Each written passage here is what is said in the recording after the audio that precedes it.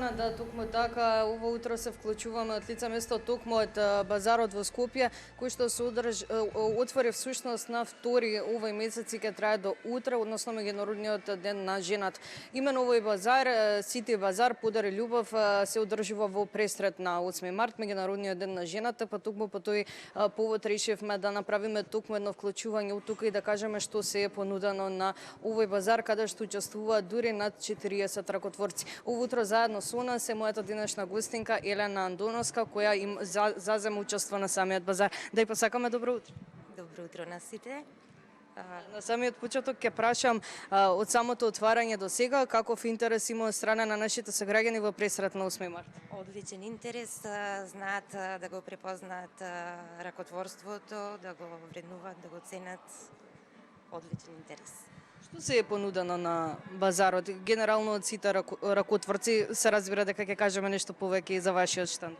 Вака сега, базарот е дел од новата иницијатива на Скопје Сити Мол, односно Сити базар кој започна да функционира од јануари.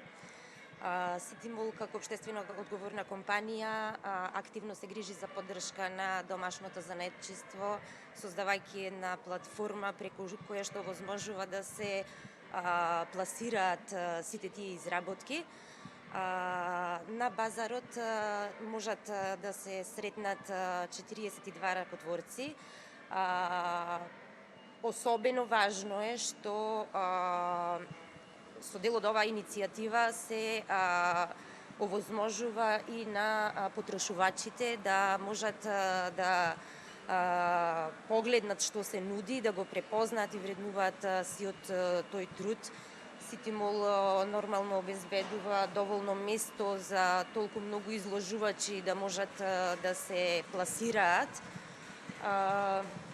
Што се можеме да видиме од изложувачите овде?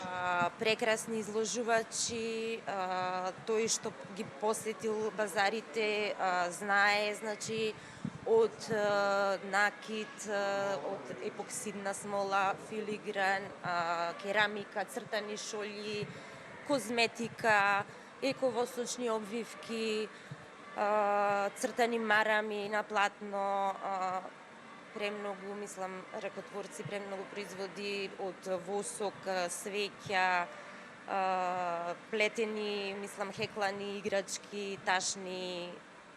Од се по нешто што е изработено со љубов од самите изложувачи, односно од нивните вешти и креативни раце. Сакам да напоменеме нешто и за вашиот штанд. Имено овде може да се видат рачно изработени свеќи, изработена козметика од ваша страна, исто така преубави мали букети, па и поголемки букети. Може ли да напоменеме нешто за природната козметика која што е изложена од ваша страна? Некако, природната козметика, стриктно тоа што јас го работам, е изработено од исклучиво природни материјали.